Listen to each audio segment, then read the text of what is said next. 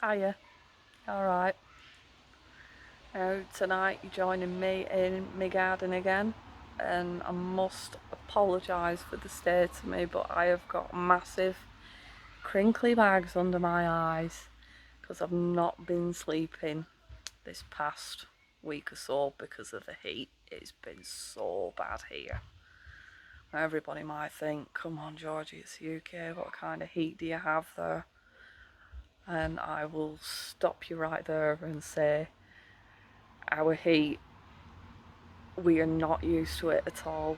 Honest to God, we have maybe 2 months out of the year where we actually have some nice weather.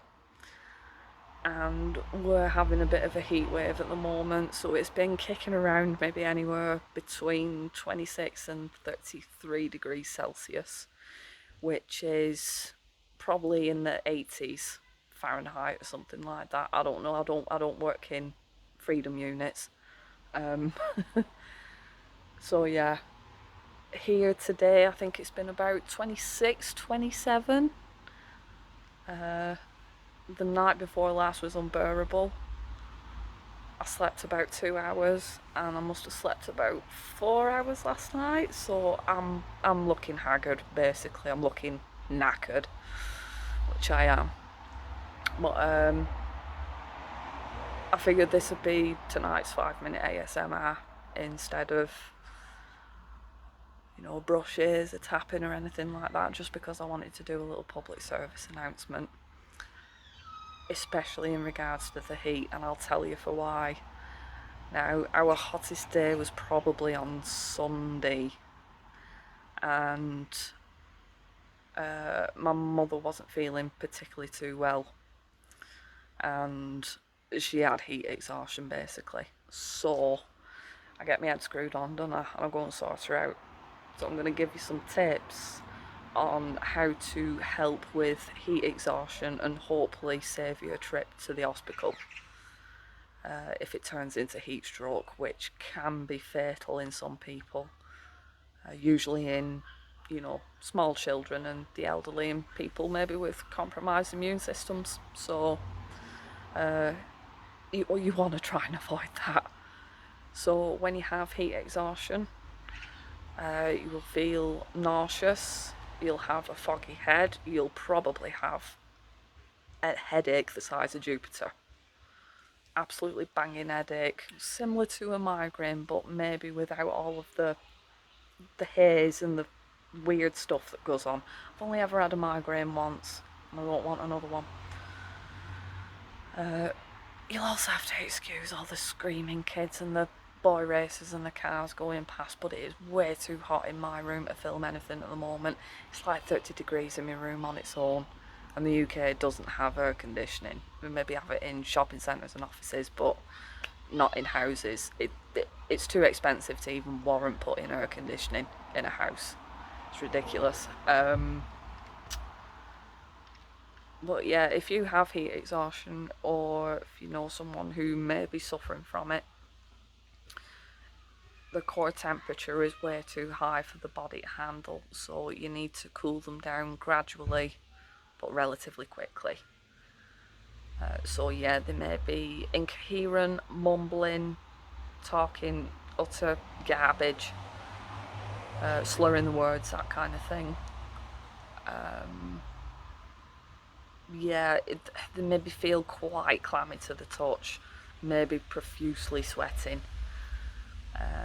They'll also have the headache, like I said, and just generally feel awful. If someone can say to you, I feel sick, I've got a banging headache, I feel like I'm boiling, then you need to take action relatively quickly. This is definitely going to run over 5 minutes, but I think that's allowed, especially for this. You need to get this person lied down, preferably on a bed or a settee or something. And like I said, you need to cool them down gradually but quite quickly. So if you can get a fan on, get some air circulation going. If you air conditioning's the funny one, because like I said, we don't have it. The next best thing that you can do, if you do have one of those mini air conditioning units, that's brilliant. If not, if you can get a fan and a bowl of ice water, you can put the bowl in front of the fan, turn it on, and it will help blow the cooler around the room, and it makes a big difference actually. You can also get something like a flannel or a bath towel, dampen it, cold water, give it a right good wring out so it's not sopping wet, and you can drape it across, you know, the chest or around the neck, the face or whatever. So obviously make sure they can breathe, and that'll help cool their body down. Elevate the legs as well. I keep hearing people saying this, elevate the legs. I think it's literally just to take the pressure off your feet, because your feet are these weird ones. Sometimes when your feet are hot, then you are hot. And if your feet are cold, then you are cold. So if you elevate the feet, I guess it gets everything back up to where it needs to be, if that makes any sense. Especially if they're really delirious. And the person's most likely going to be dehydrated as well. So if anything, the first thing you have to do is get plenty of liquids into them. Preferably water, but juice or even like sports drinks, Gatorade, that kind of thing would help. Things like dehydration sachets that you can mix with a glass of water, those are fine as well. That'll help, you know, replenish what the body's lost, all the salts and stuff. So they're a good idea. Definitely not energy drinks, no Monster, no Red Bull. Stay away from the tea and the coffee as well. Water's the best. Try and get some liquids in them.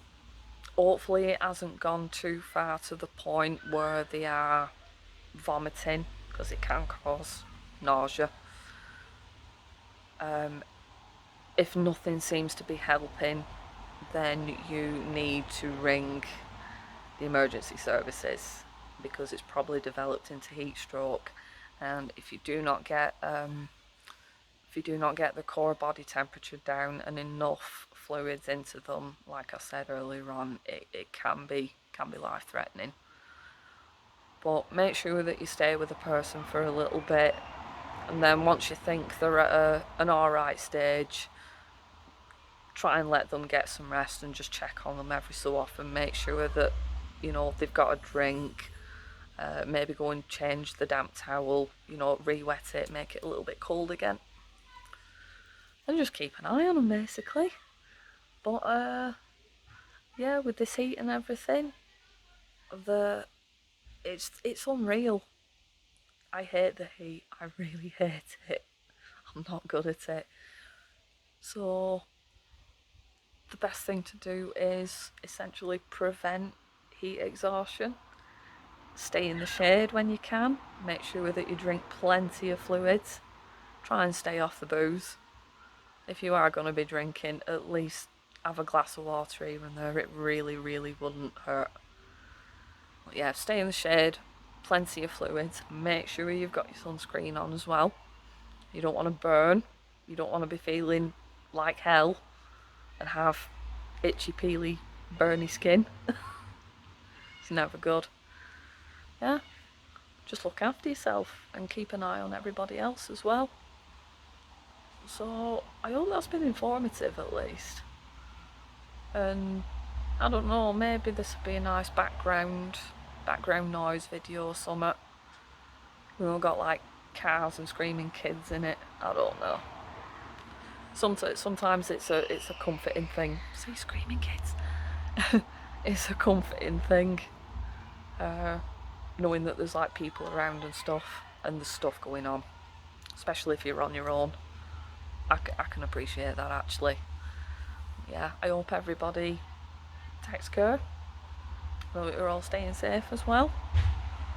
And I'm gonna leave you to it. I'm gonna go and try and cool my room down, so hopefully I can get to sleep tonight. It's too warm. But yeah, I'm gonna love you and leave you. I hope everybody's alright. And if you've got a minute, and if you haven't done already, if you want to subscribe, if you want to leave a like and leave me a comment as well, please go right ahead. Happy to read what everybody says, any ideas that you've got, or even if you just want to chat, just leave me a comment. Well, yeah, I'll leave you for now. Have a great night, everyone. It's Ra for a bit.